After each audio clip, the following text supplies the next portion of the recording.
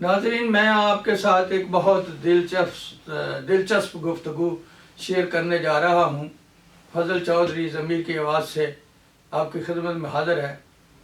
ایک professor type عورت جو ہے وہ ہوائی جہاز میں سفر کے لیے جو اندر جہاز میں داخل ہو کے سیٹ پہ بیٹھی تھی اور اپنی کتاب کا مطالعہ کر رہی تھی، تو ان کے تھوڑی دیر کے بعد ایک اور عورت جو ہے وہ کافی ادھیڑ عمر تھی یا سینئر ٹائپ عورت تھی، وہ اس نے آتے ہی اس سے ہاتھ ملایا اور وہ بیٹھنے کے بعد اس نے پوچھا یہ کون سی کتاب پڑھ رہی ہو، عربی کی ہے یا کوئی اور ہے؟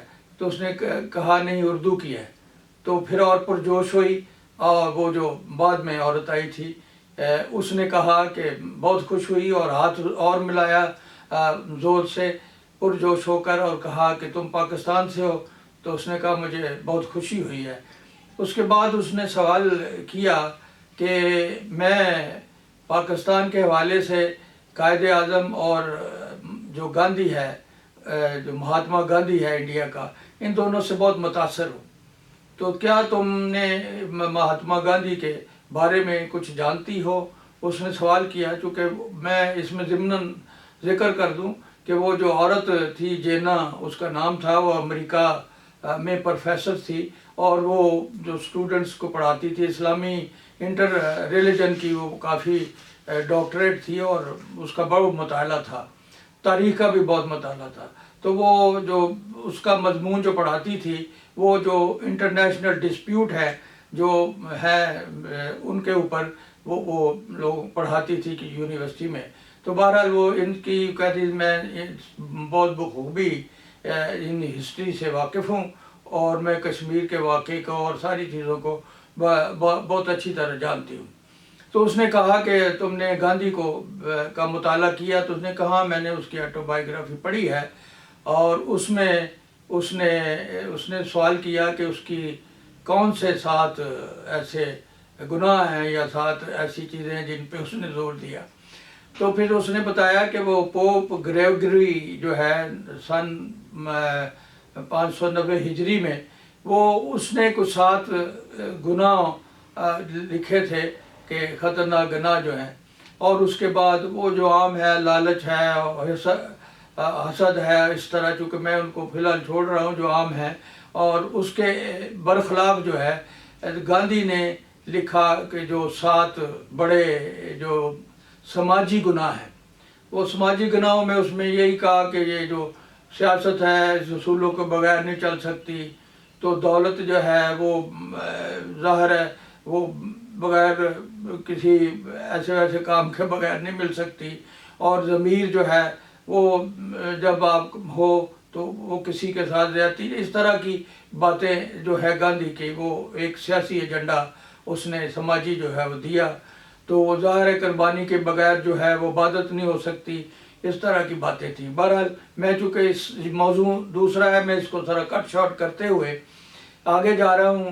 پھر اس نے کہا کہ تم نے قائد اعظم کے متعلق کیا پڑھا ہے؟ تو پھر وہ اس عورت جو پہلی عورت تھی جو پروفیسر جینا تھی، وہ دوسری عورت سے کہا کہ تم نے قائد اعظم کے متعلق کیا پڑھا ہے؟ تو اس نے کہا جو گاندھی تھا وہ تو فلاسفر تھا، اور قائد اعظم جو تھا وہ ایک باعمل آدمی تھا، پریکٹیکل آدمی تھا، تو ان کے اصول ہیں جو بہت اعلیٰ ہیں اور جو قابل مطلب تقلید ہیں۔ اس نے کہا وہ وقت کی بہت پابند تھے، بااصول آدمی تھے، وہ جو معاہدے تھے ان کو نبھاتے تھے، اور جو معاہدہ ہے اس کو توڑتے نہیں تھے، کسی کے ساتھ بدتمیزی نہیں کرتے تھے، کسی کا ٹیکس چوری نہیں کرتے تھے، وہ حکومت کے پیسے جو ہے ان میں نہیں کھاتے تھے، نہ رشوت لیتے تھے نہ دیتے تھے، اور کسی کے ساتھ بدتمیزی نہیں کرتے تھے، اور بااصول آدمی تھے، اصولوں کے اوپر وہ سمجھوتا نہیں کرتے تھے۔ اس طرح کے سارے ان کے جو اقتدار تھے اصول ہیں، اور وہ انہوں نے کوئی اس طرح کا سماجی ٹائپ ایجنڈا نہیں دیا، بلکہ انہوں نے یہ ایک اصول سامنے عملی طور پہ پیش کر کے ہمارے سامنے رکھے، جو ہمارے لیے ایک رہنمائی کے طور پہ ہے۔ تو اس نے کہا کہ آپ قائد اعظم کو کیا سمجھتے ہیں؟ انہوں نے کہا ہم اپنا آئیڈیل سمجھتے ہیں، ہیرو سمجھتے ہیں۔ تو اس نے پھر سوال کیا اگر آپ ہیرو اور آئیڈیل سمجھتے ہیں تو کہاں تک ان کے اصولوں پہ عمل کرتے ہیں؟ تو وہ پھر جو پہلی عورت تھی ظاہر اس کے وہ بڑی پریشان ہوئی. پھر اس نے کہا کہ آپ کی قوم جو ہے وہ ان اصولوں پر کہاں تک کام کرتی ہے، عمل کرتی ہے؟ تو پھر اس کے چہرے کے اوپر پسینہ آ گیا. بہرحال اس نے کہا کہ یہ آپ کے آئیڈیل ہیں. اسی طرح اس نے کہا کہ میں اسلام سے بہت انسپائر ہوں، اور مسلمان جو ہے دو عملی کرتے ہیں، منافقت کرتے ہیں.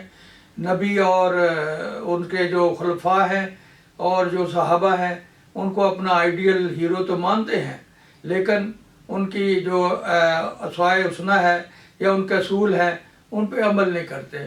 تو پھر اس نے کہا کہ دیکھیں، جب تک آپ قائد اعظم کو اگر آپ آئیڈیل مانتے ہیں اور ان کے جو اصول پریکٹیکل اصول آپ نے بتائے ہیں، اگر آپ کی قوم ان کے اوپر عمل نہیں کرے گی تو آپ کا ملک ترقی نہیں کر سکتا.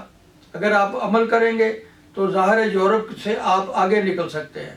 اسی طرح اسلام جو ہے، مسلمان جو ہے، اسلام ترقی نہیں کرے گا جب تک وہ اپنے آپ کو باعمل نہیں بنائیں گے، اور جن کو اپنا ہیرو سمجھتے ہیں ان کے اصولوں پہ اور ان کی اسوائے حسنہ کو اپنائیں گے نہیں اور اس کے نقش قدم پہ نہیں چلیں گے تو وہ ترقی نہیں پا سکتے. یہ ایک جو ہے مصدقہ اصول ہے. تو اس لیے جس کو آپ ہیرو، اس نے پھر مثال دی کہ میں جب بھی اپنی کلاس پڑھاتی ہوں تو میں اسٹوڈنٹ سے پوچھتی ہوں کہ آپ کا ہیرو یا آئیڈیل کون ہے، تو وہ بتاتے ہیں اپنے اپنے طور پہ.